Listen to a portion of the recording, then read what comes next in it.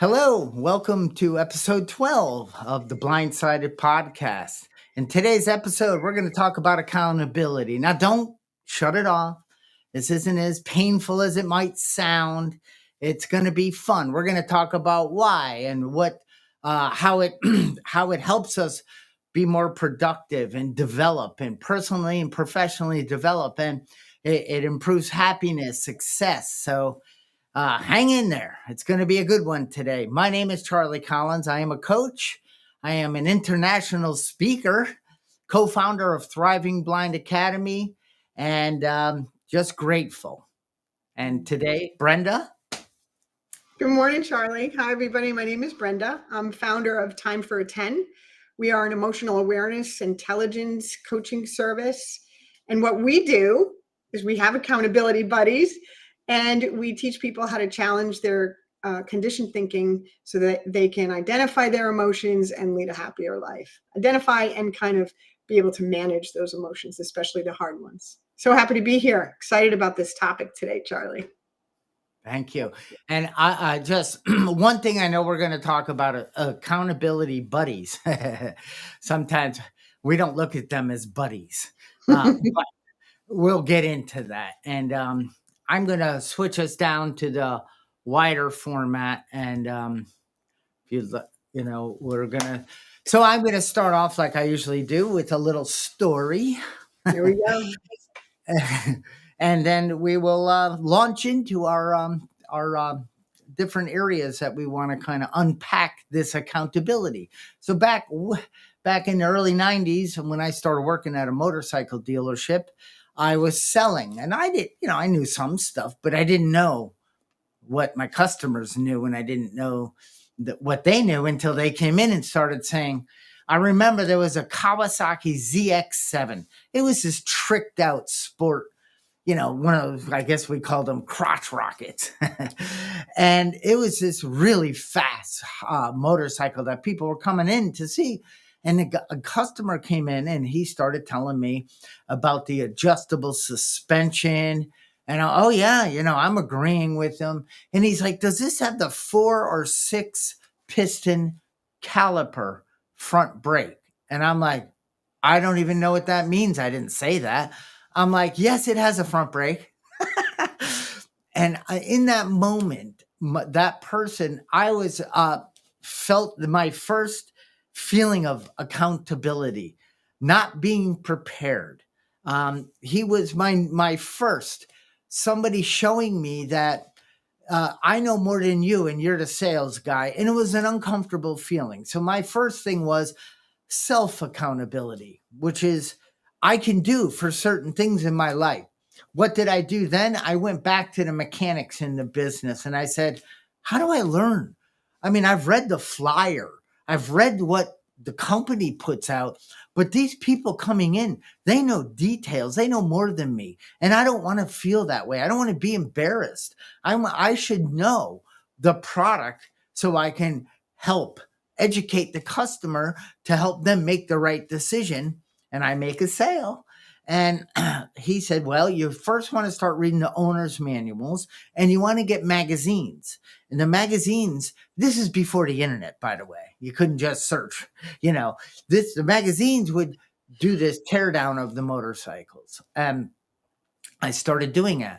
And back then I had a CCTV, magnified the print, and I read and I read and I read, and I started understanding why a 6-piston caliper was better than a 2-piston, because it applied more pressure to the brake pad, which gave you better stopping power and performance you need, and it was like, and I started feeling so much more confident.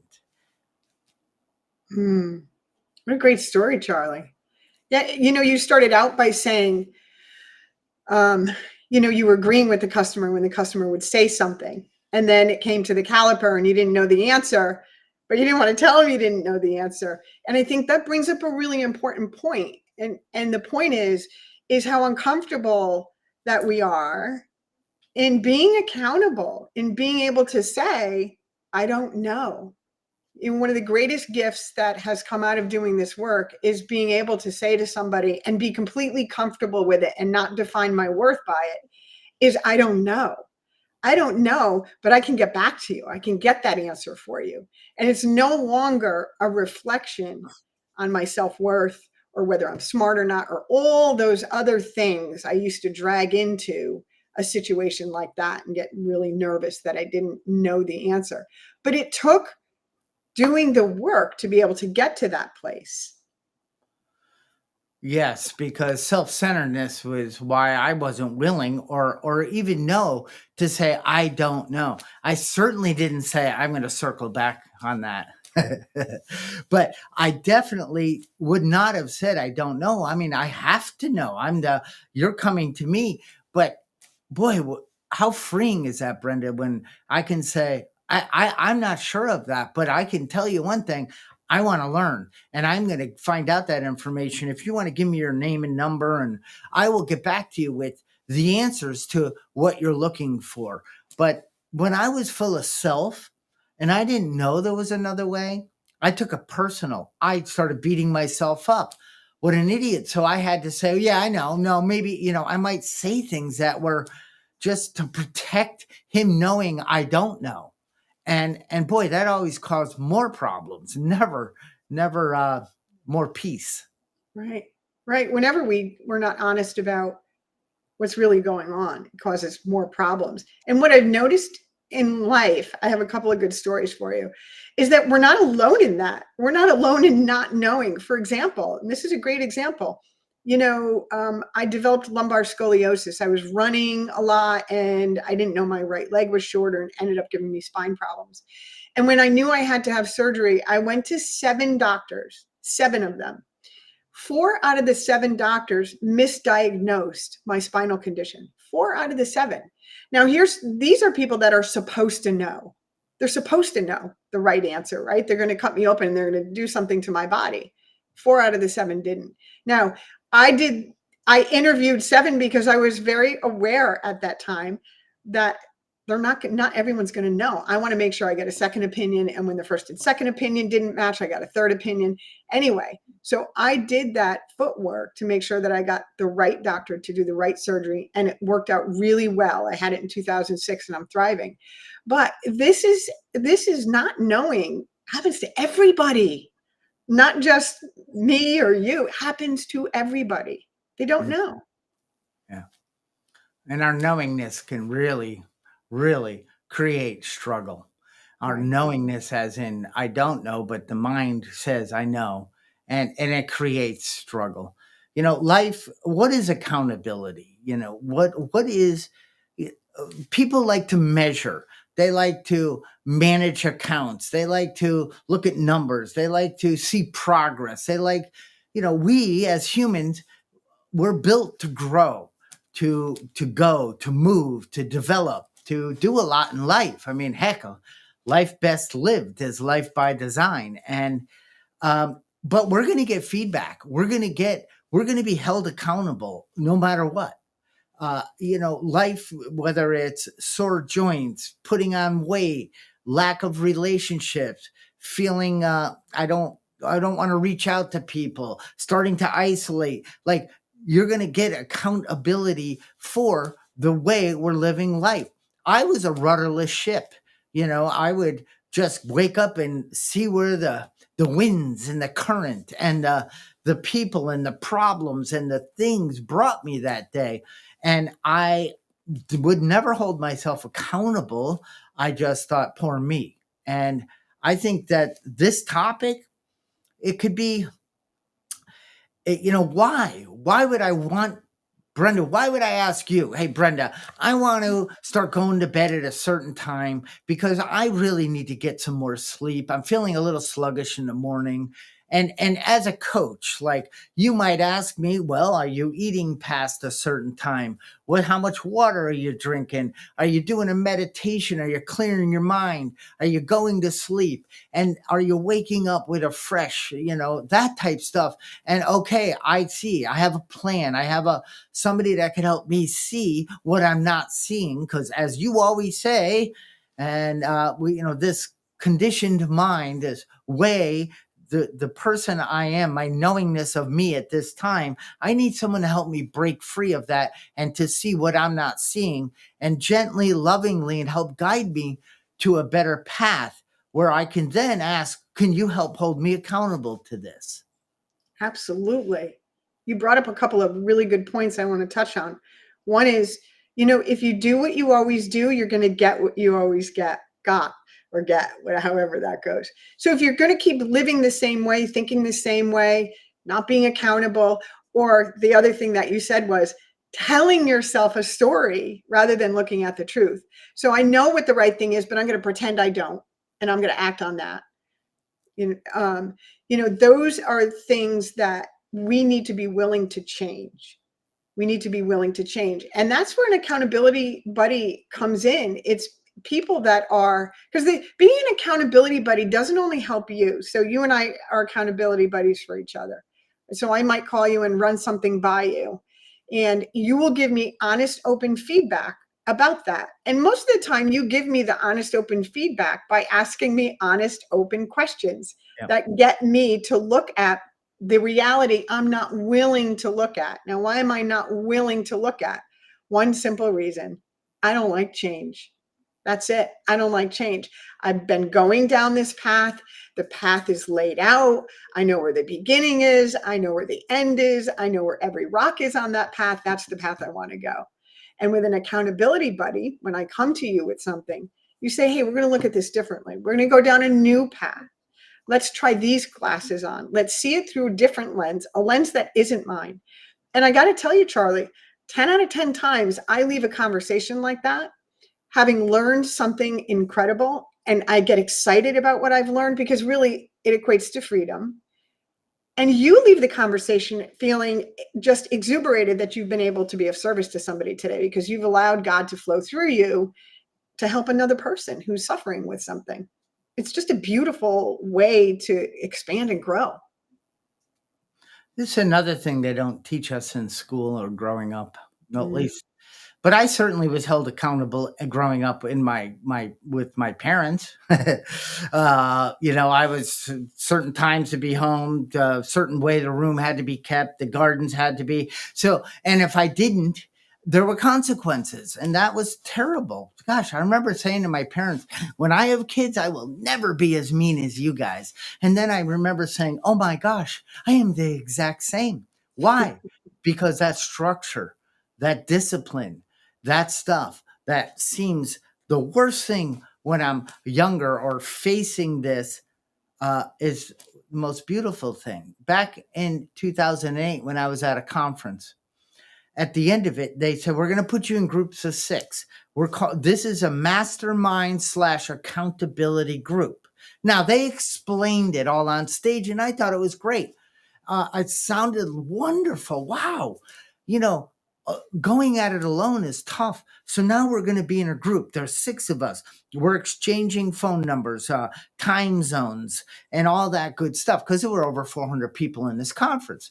So each of us got to go. This is where I'm from. This is what I'm doing. And what is one thing you would like us as a group to hold you accountable to? And it was like, oh, okay. And I started, Brendan, that was my journey of being transparent. I don't know. I need help. And I'm willing to allow you to help me. But most of all, and please offer me constructive criticism or feedback to help put me back on course. Excellent. That's excellent. I didn't have such a profound experience like that. It really, for me, the first experience with accountability was trying to get sober. I blamed my substance use disorder on my childhood and all this stuff that went on in life, which had nothing to do really with my substance use disorder. I drank and because I liked the way it made me feel. It was really that simple. I felt good when I was drinking. I wasn't feeling anything else. But for years, I blamed that on everybody else, until I found myself completely alone with no friends, no family, and having pretty much burned my life to the ground. And there was no one to blame but me. And that was my first experience with accountability. And then, of course, as the years went by and I did the work in recovery and more years went by and more years went by, that accountability became first and foremost in my mind. What I learned is that I can't trust my first 10 thoughts on anything. That's accountability. So my lens, I learned because of that experience, was always skewed. It was always skewed by my own personal experiences, by my own trauma, by my own conditioned thinking, the learned behaviors I got in my family of origin, society, racism, all those things that are ingrained in our culture. And they're all ingrained in our culture, was part of my repertoire that I had to now challenge on a regular basis. So it started with coming into recovery. And now, on a regular basis today, I remain accountable as part of my lifestyle by doing an inventory of my disturbances on a regular basis, which means daily whenever they come up, so that I can remain in truth and not in that place where I'm okay with pretending. Does that make sense? Yes, and it starts with aim. We're all aiming in a direction. What is your aim? What is, the ready, aim, fire is, but my thing in life was I couldn't fire because I was too busy trying to find the perfect aim. Because if I fire and I do it wrong, or because I'm going at it alone, so in business and things, so if I just got to keep aiming and perfection and aim, because once you fire, then you're opening yourself up to failure, to judgment, to other people's opinions, and I was stuck in aim for a long time. Then I read a book, Ready, Fire, Aim. And I thought, oh, that is very good. So I started seeking a different way. I started asking for help. I started, Brenda, let's keep it simple. All right. So business and all, but I want to walk 3 days a week, 1.5 miles. And I need to get to that. Well, I have an accountability buddy, right?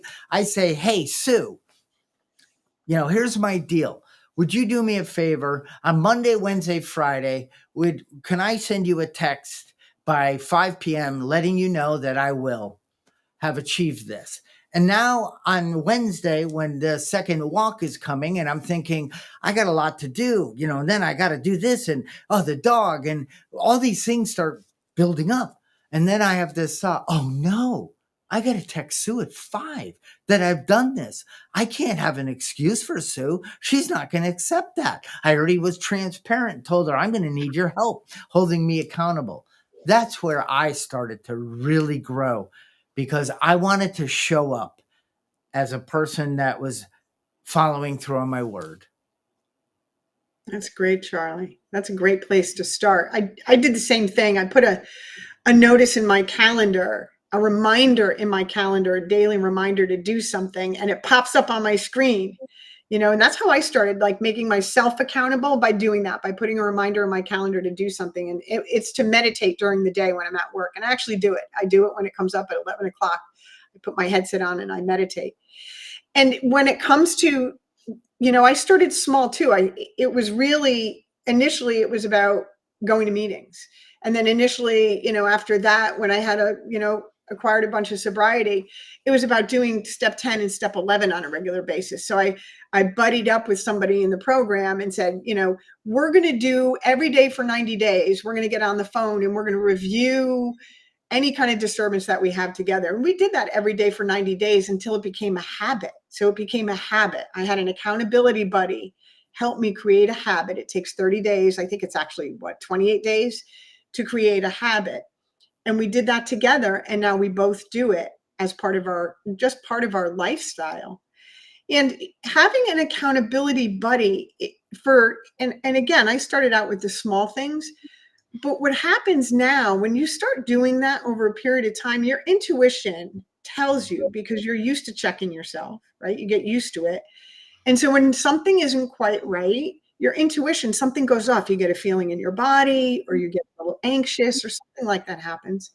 And I know now that that is my cue to get on the phone and reach out to somebody and say, hey, I'm not feeling quite right. Can we talk about it?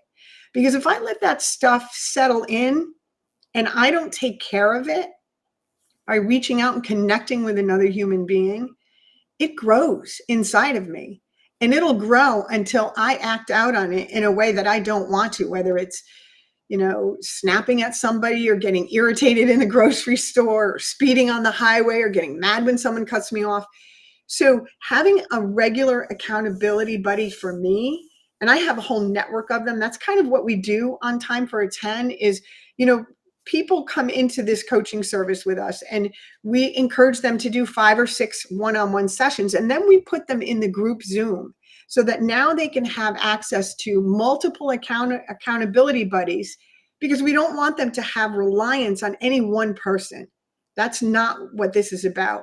It's not having that one go-to person that you can run things by. It's having a community and a network of people that you can call at any time to go through something, to help you work something out, to set a goal with, to be accountable with, to challenge your thinking, to give you a different perspective, whatever it may be. And for me, it has changed my life in so many ways, broadened my perspective, expanded my spiritual connection.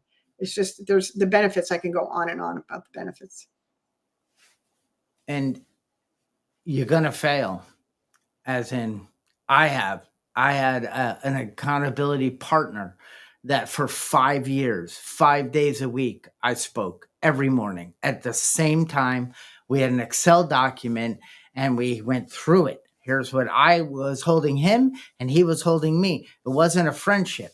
We became friends, but this is a partner, a buddy, or a community. They're not going to rub your back and tell you it's going to be okay. Hey, you committed to this. You want to grow. You want to get better in this area.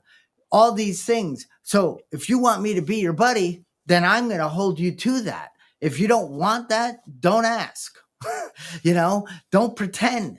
Play full out. And this guy, I'm like, I don't want to call him because I didn't do my one thing on there.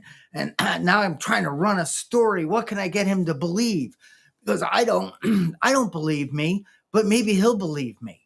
And then I finally say, Denny, I didn't do it.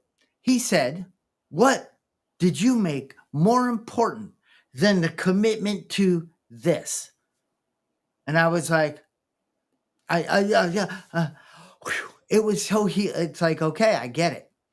What did I allow? What did I put in front of me?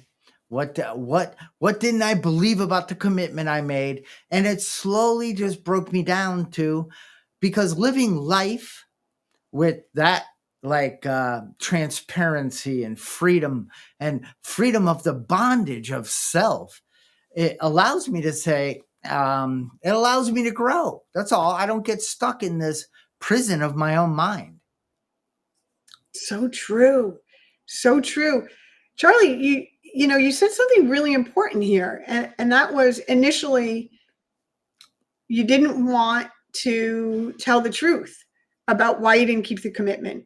And I have had that happen so many times. And the beautiful thing with having a network of people, of course, I started out with one accountability buddy and it grew, but having a network of people like that, what happens is they will ask the question. Well, not only, because I would share with mine, I really wanted to lie about this. I let it all hang out, really wanted to lie to you about this. And they'll say, well, why did you want to lie?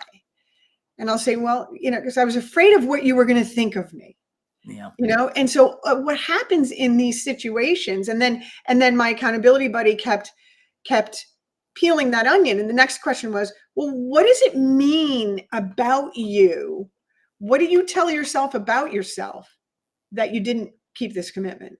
So what is the internal dialogue that goes on when you fail or you make a mistake? Because that's why you want to lie, right? Because you don't want people to think that you're not perfect. And then we peel that onion and you get at some of the root causes of why you behave this way and how to get rid of that.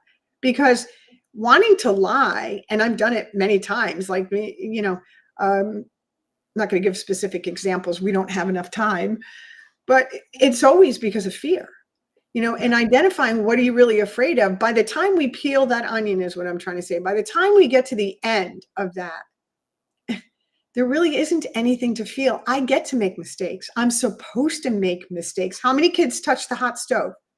All of them. Why? Because that's how we learn, by making mistakes, And so I've gotten really comfortable as a result of doing this, or gotten really comfortable with making mistakes and being able to share the inner dialogue that goes on in being accountable for those mistakes with somebody else who's loving and compassionate and has also made the same mistakes and can say, all right, so what can we learn from this? Instead of, oh, I can't believe you did that, you're awful. No, what can we learn from it? Be curious about it. I say that all the time. Be curious about it.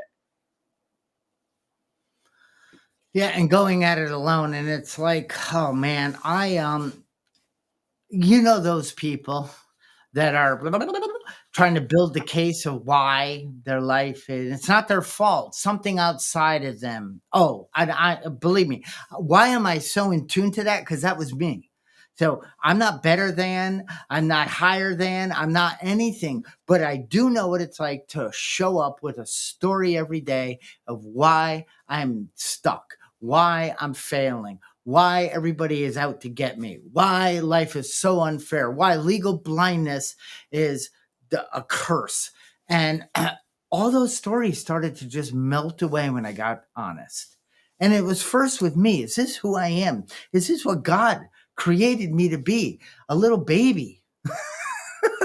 No, he did not. No, I am not taking responsibility for the thoughts. I'm not taking responsibility for my behavior, and I'm not taking responsibility for the way I feel.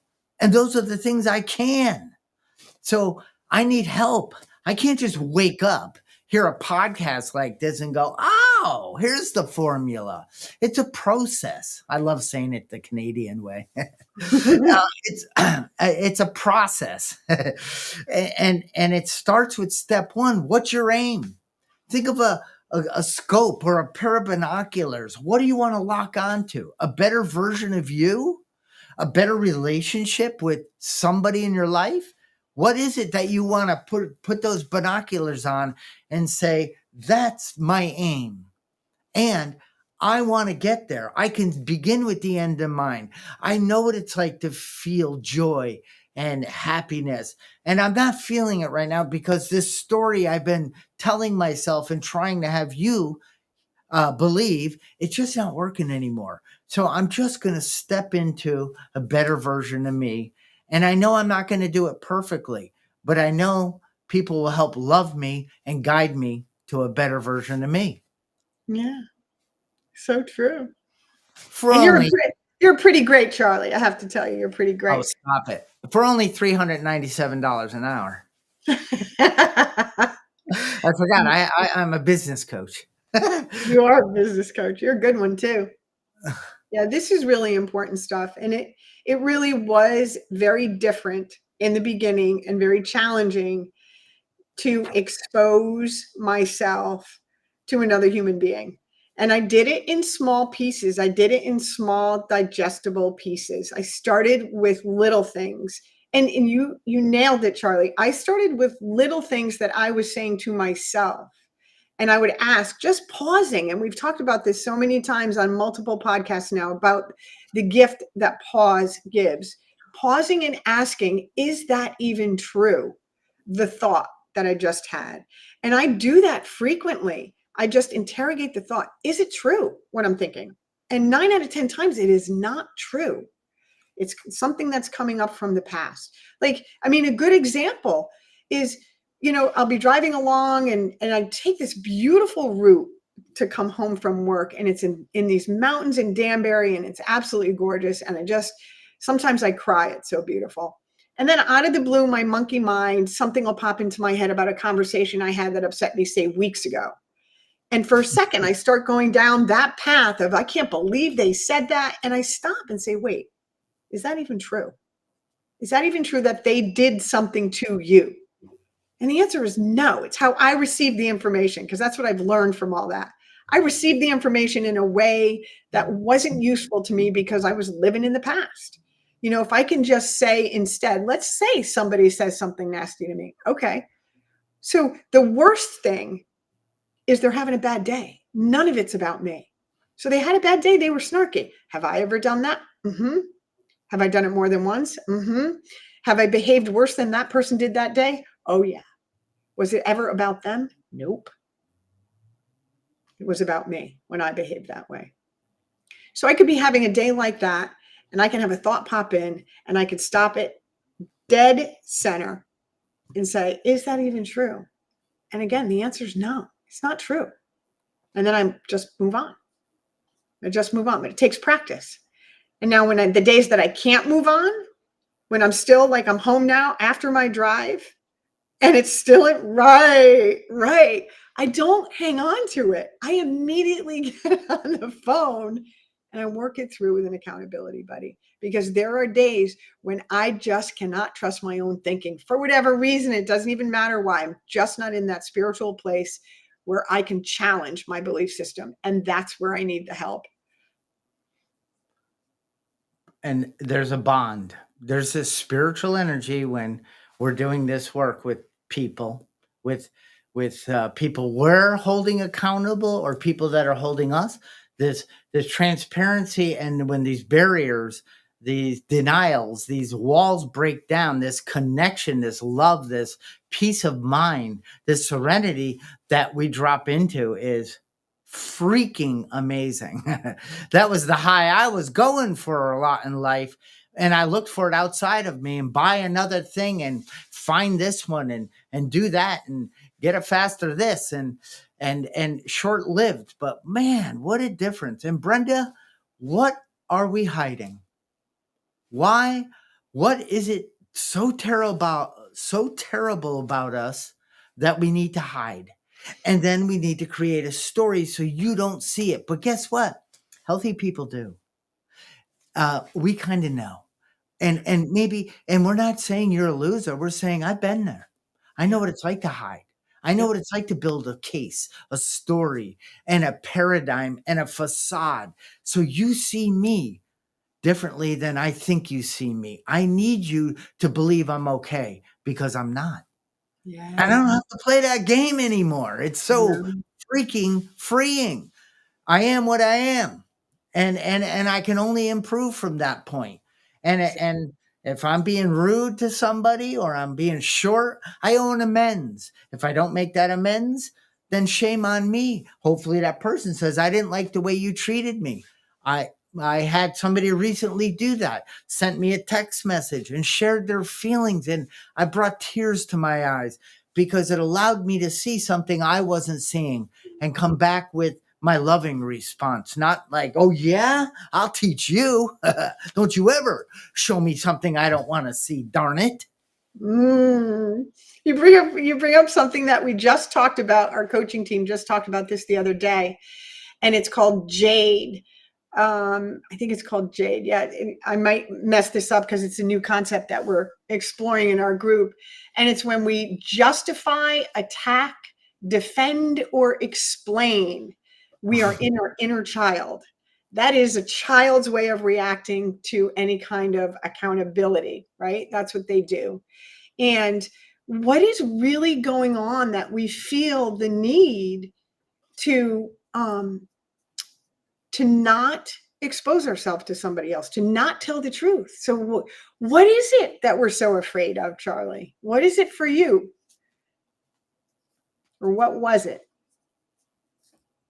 Well, so the conversation, I'm a loser, I'm never gonna, all that, and I didn't want you to see that about me. So I didn't want you to see that I wasn't smart enough, I wasn't good enough, I wasn't fast enough, I wasn't tall enough, that I'm not enough of a person, because I needed to think that way. So I thought everyone else around me thought you must be enough or I don't like you. Yeah. And that wasn't the reality. It was going out there. Is it true? No. Who would I be without that thought?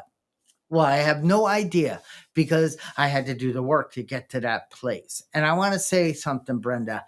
In when I do my sessions, like corporate events and stuff, I'll ask people. We're going to play a little game. We get partners, right? Okay, A and B. So there's people. They match up, right? And they sit face knee to knee. They lock in.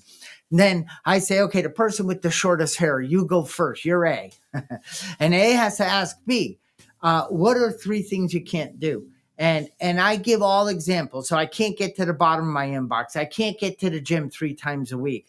I can't seem to eat healthy every day. I can't make a call to someone I love every week because I'm just so darn busy. So person A says to the person, okay, what is something you can't do? Okay, I can't get to the, and then the person they do it, then the B asks A, right? So now we both got our, I just can't get to it all. And then I say, now ask that, I want you to answer, I want you to now replace what those I can'ts were with I won't. And you can hear the energy like, oh, that sucks. I won't get to the bottom of my inbox. I won't get to the gym 4 times a week. I won't make that call every week. And why won't you? Because there's something. Can I commit? Can I make a change? Can I get accountability? It is the secret weapon. I want to be a better person. I want to go to the gym 3 times a week. But left to my own devices, I will now start to create the story of why today's a good day to stay home and pet my dog and tell him why it's okay that I'm not going to the gym. I know you agree with me because you don't talk. I don't want to have to build that story and be that guy anymore. Now, I don't commit or I don't ask for accountability around things that are way. I mean, they've grown. Like you said, we started small and they get bigger. Because all of a sudden I realize I can be and do and experience a whole lot more in life when I get honest. So true, Charlie. And how much easier would it be to get to the gym 3 times a week if you said, hey, Bren, I'll meet you at the gym at 5.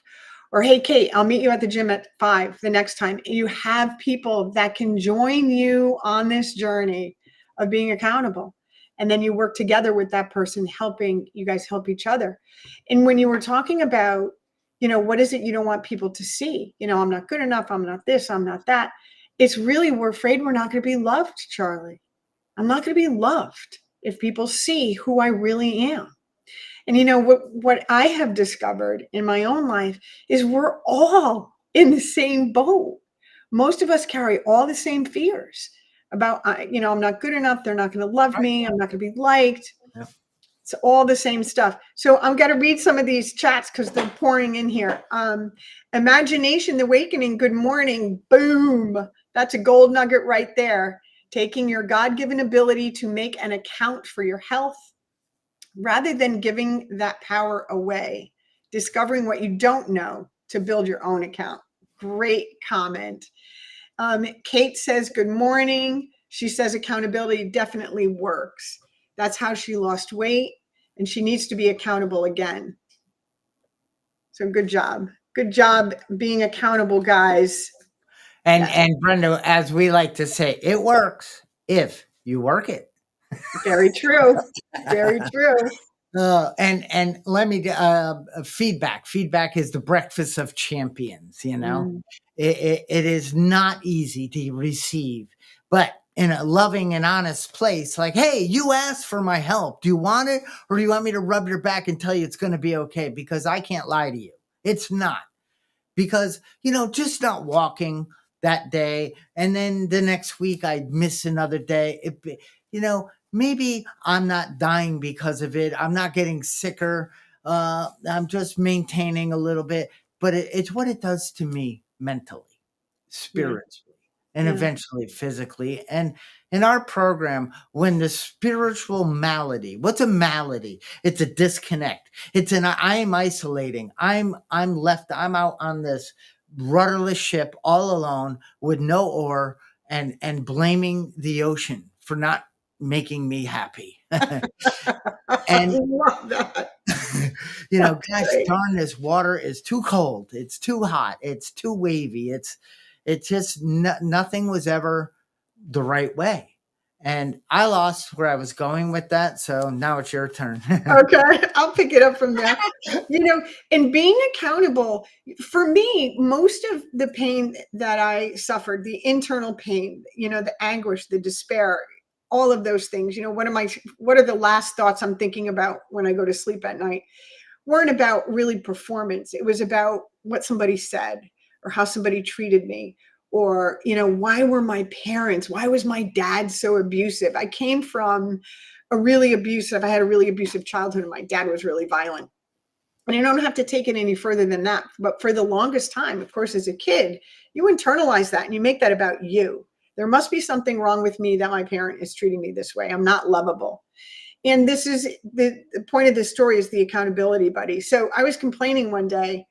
I was crying. I was very upset. I had experienced a memory, and I was sharing it with her.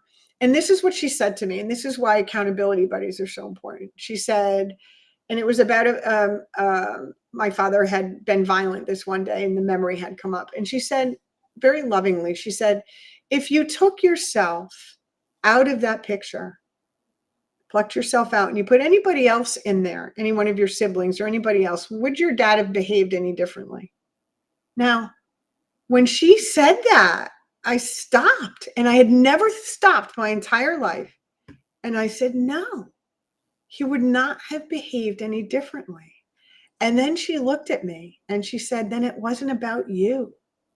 So in that moment of having somebody else explain this to me through their lens, I was immediately relieved of all of this. It was my fault. It was about me. I'm not lovable. He didn't love me. All of that vanished. And forgiveness was able to ensue from that point forward. It took time, but I saw the whole thing differently. Can you imagine the impact that has had on my life moving forward from that place? Priceless. Don't have words to even describe the spiritual and emotional and mental growth that came as a result of that one conversation, somebody else's perspective on something that had haunted me my whole life. Because you aren't going to break free of that until somebody helped you see it differently. Yes. And I was getting something out of holding on to that version of the story. Yeah. Another thing to think about. I didn't have to be accountable as long as I was a victim. Right, exactly. I can justify why I'm behaving this way because I was abused. Bingo. And you're like, how do I react? What happens when I believe that thought? Well, sadly, it releases chemicals in my body. I feel, things are going well in my life. So let me bring that one in. And then I settle into it is what, it's like the story changes because the truth will always set us free. Yeah, it does. And Brenda, I just go back to, what are you hiding? What am I hiding? What am I not willing to put out there to ask for help or to grow and get better with? Well, that's what I ask when I'm working with people. What is it you don't want me to know? We did a group once, and the leader of it said, all right, tell something to this group that nobody knows about you. I'm like, I kind of like that stuff, but that was not, but it was like, I could see people freaking out. Like, I wasn't going to judge that part. I felt so connected when people said, I'm flawed. I got some warts. I've made some mistakes. I've really screwed up. I filed bankruptcy. I've lost everything, but I'm not a loser. I'm here today and I want to grow. And that's really important. It's not important, doesn't even do it justice. No. In my own mind, these secrets, right? These things that I'm not going to tell anybody, when I did share them, the freedom and the joy and the release I got from unburdening that, number one, is transformative in and of itself. But number two, when I shared these things with somebody else, their perspective on what I had done was completely different than mine was. I had my perception was I'm a horrible person, and I had blown it up into this big, huge thing when it really wasn't a big, huge thing. So not only does sharing that stuff give you a new perspective, but you get to see it from a different light. And I don't know, I saw myself differently after I shared that, because I wasn't the person I thought I was. I wasn't the person that I was defining myself to be by whatever that secret was. I am not defined by those things. I was defining myself by them. Brenda, you are only as sick as. My secrets. Oh, and you know, we work where we aren't bringing those to our ending. We aren't going to meet our maker with anything like that in our consciousness, our body keeps the score, right? So if we want to be freed from the bondage of self, um, it starts with, what is it one thing I'd like to do that I'm afraid, but I'm willing to ask for help. I'm willing to ask somebody to help hold me accountable. And it's not going to be big. It's going to be something little, but I'm going to start building a little momentum in my life. And that's how it starts. And, we can help. We can rewatch this. I know I have more inventory, more looking at myself to do, because that's the only way I can then take another step up the ladder. Yep. And a good place to start, I have found, and when I work with clients that are just learning about emotional awareness, I have them practice saying, I don't know. I don't know, whether it's at work or at home, or when you don't know something, just say, I don't know, and see how that feels. And Brenda, when I'm working with people too, and I'll say, so what do you think would help height, something, and I don't know, and I'll say, well, if you did know, and then they give you the answer, because they want to not know, because if they give me, like in school, teacher would ask a question, I knew the answer, but what happens if one word or the way I said a word wasn't, and I got teased, So a lot of people, where you're saying, I don't know, is the truth. But we say that too, it's because I don't want to be vulnerable. I don't want to talk more about it. I just don't know. Well, if you did know, oh, that's not fair. Don't ask me that. It does wonders. But I know where you're coming from, because I love the I don't know mind, because it allows me to then be present, to be open, and to listen. Yeah. Yeah.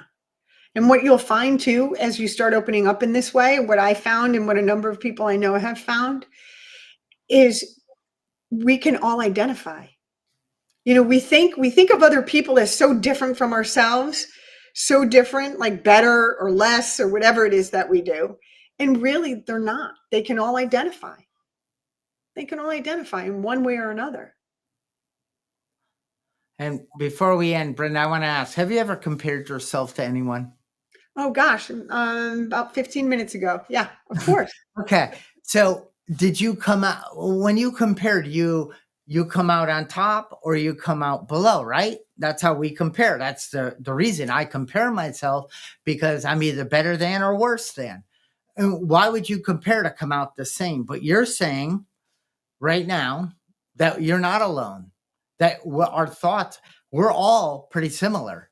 Yeah. We're very unique, but our struggles, our lying, our hiding, it's all going to come out eventually, um, once you step into this world of, I don't know. Yeah.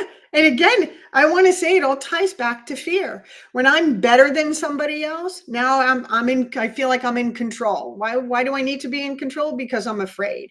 When I'm less than somebody else, I have no control and I don't have to do anything. And why do I want to be in that place? Because I'm afraid. Right? When I'm on the same level with somebody, there's nothing to fear.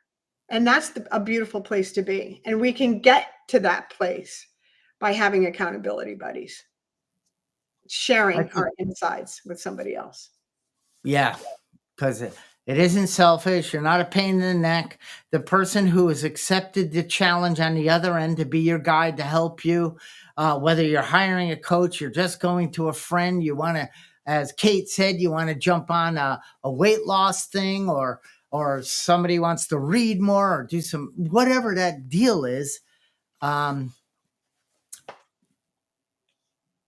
can tell you that the Samsonite luggage, the thing we're dragging around, it just starts to lighten up, and a glow of this skin, some bright eyed, something starts to shift in the spirit. The power within us starts to say, "Hi, I'm here. I love you, and I want to help you." Yeah. Yeah.